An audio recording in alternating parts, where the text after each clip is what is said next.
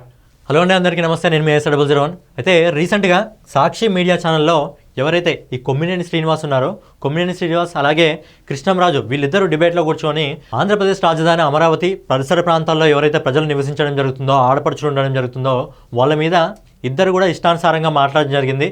అక్కడ కృష్ణంరాజు అలా ఇష్టానుసారంగా మాట్లాడుతుంటే కమిషన్ కొమ్మినేని శ్రీనివాస్ నవ్వుతున్నాడు. కనీసం అది తప్పు అని చెప్పి ఖండించడం కూడా అక్కడ ఖండించలేదు. సో ఈరోజు కొమ్మినేని శ్రీనివాస్ని అయితే హైదరాబాద్లో పోలీసులు అయితే అరెస్ట్ చేయడం జరిగింది. అయితే ఏదైతే వీళ్ళు అమరావతి పరిసర ప్రాంతాల్లో ప్రజలపైన అనుచిత వ్యాఖ్యలు చేయడం జరిగిందో, అయితే ఈ నేపథ్యంలో అమరావతి పోలీసులు కొమ్మినేని శ్రీనివాస్ని హైదరాబాద్లో తన నివాసంలో అరెస్ట్ చేయడం జరిగింది. ఒకసారి మీరు చూడండి, హైదరాబాద్లో కొమ్మినేని శ్రీనివాసరావును అరెస్ట్ చేయడం జరిగింది. ఏపీ పోలీసులు జర్నలిస్ట్ కాలనీలోని ఆయన ఇంటికి వెళ్ళి అదుపులోకి తీసుకోవడం జరిగింది. అమరావతి మహిళలపై అనుచిత వ్యాఖ్యలు ఘటనకు సంబంధించి గుంటూరు జిల్లా తొల్లూరులో అయితే ఈయన పైన అయితే కేసు అయితే నమోదు కావడం జరిగింది. సో దానికి యాక్షన్గా అయితే ఈరోజు పోలీసులు హైదరాబాద్కు వచ్చి కొమ్మినేని శ్రీనివాస్ని అయితే అదుపులోకి అయితే తీసుకోవడం జరిగింది. ఎవరైతే అనుచిత వ్యాఖ్యలు చేయడం జరిగిందో కృష్ణంరాజు, అతనైతే ప్రజెంట్ పరారీలో ఉన్నారు. పోలీసులు అయితే దర్యాప్తు అయితే చేపట్టడం జరిగింది. అయితే ఈ వ్యక్తిని తన నివాసంలో అరెస్ట్ చేయడం జరిగింది. ఒకసారి మీరు చూడండి, ఇక్కడ కొమ్మినేని శ్రీనివాస్ని తన నివాసంలో అయితే పోలీసులు అయితే అదుపులోకి అయితే తీసుకోవడం జరిగింది.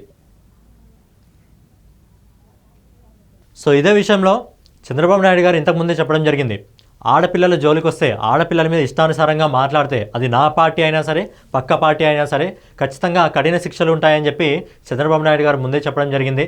అందుకే యాక్షన్కి అయితే ఇక్కడ రియాక్షన్ అయితే మొదలు కావడం జరిగింది. అలాగే కృష్ణంరాజు కూడా పరారీలో ఉన్నారు.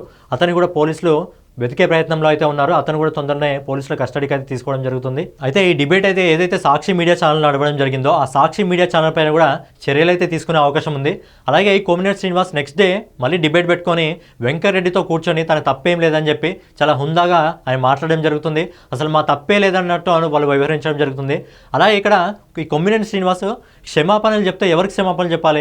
ఆంధ్రప్రదేశ్ పరిసర ప్రాంతాల ప్రజల గురించి మాట్లాడడం జరిగింది కాబట్టి వాళ్ళకి చెప్పాలి. కానీ కొమ్మినేని శ్రీనివాస్ ఓన్లీ జగన్మోహన్ రెడ్డి గారికి మాత్రమే, అలాగే భారతిరెడ్డి గారికి మాత్రమే నేనేం తప్పు చేస్తానని క్షమించండి అని చెప్పి వాళ్ళకు క్షమాపణ చెప్పడం జరిగింది. కానీ ఆంధ్రప్రదేశ్లో ఉన్న ప్రజలకు మాత్రము కొమ్మినేని శ్రీనివాస్ ఇట్లా క్షమాపణ చెప్పడం జరగలేదు. ఈ అంశం మీద మీ అభిప్రాయం ఏంటి అనేది కామెంట్ రూపంలో తెలియజేయండి. అలాగే ఛానల్ని కొత్తగా విజిట్ చేస్తున్నట్టయితే ఛానల్ని సబ్స్క్రైబ్ చేసుకొని బెల్ ఐకాన్ అయితే ఆన్లో పెట్టుకోండి.